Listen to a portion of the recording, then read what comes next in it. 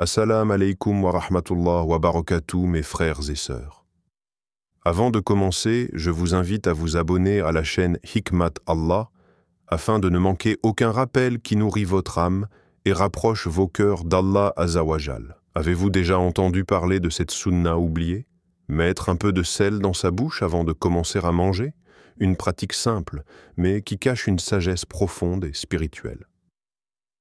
Aujourd'hui, je vais vous emmener dans un voyage de réflexion, à travers une histoire, des questions qui interpellent et des paroles du Coran, pour comprendre pourquoi de petites actions peuvent transformer notre relation avec Allah subhanahu wa ta'ala.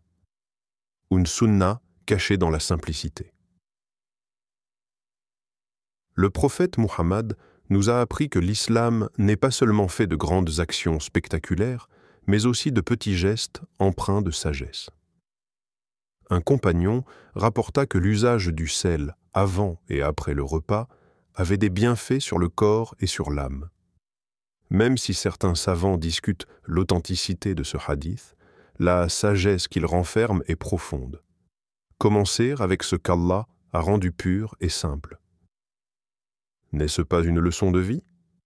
Nous cherchons souvent des choses compliquées pour soigner notre cœur, alors que la baraka se trouve dans la simplicité.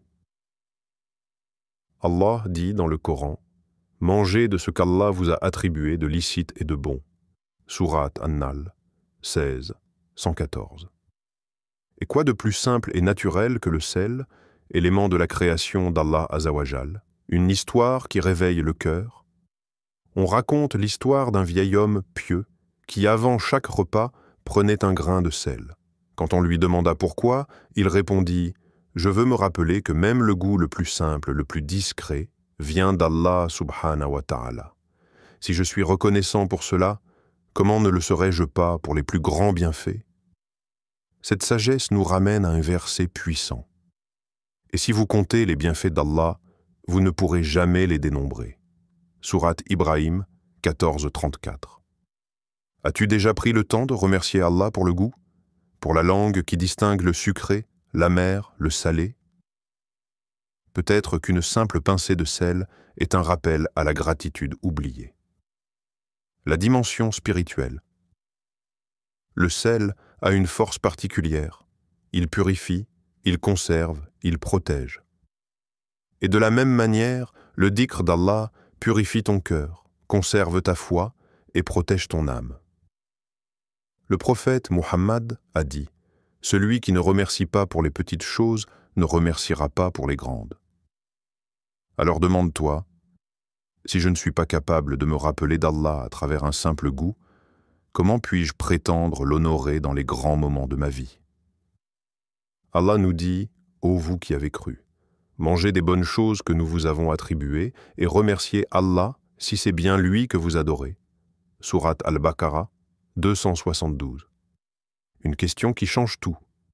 Mes frères et sœurs, réfléchissons ensemble. Combien de fois avons-nous mangé sans même penser à Allah? Combien de fois avons-nous rempli notre ventre, mais laissé notre cœur vide? Le sel avant le repas n'est peut-être pas seulement un geste physique, mais un rappel à nourrir l'âme avant de nourrir le corps. Le prophète Muhammad nous a rappelé que le croyant mange dans un seul intestin, tandis que le mécréant mange dans 7 intestins. Cela ne parle pas seulement de quantité, mais d'intention. Manges-tu pour adorer Allah ou seulement pour satisfaire tes désirs? Mes frères et sœurs, la sunna du sel, qu'elle soit pratiquée ou non, nous apprend une leçon précieuse.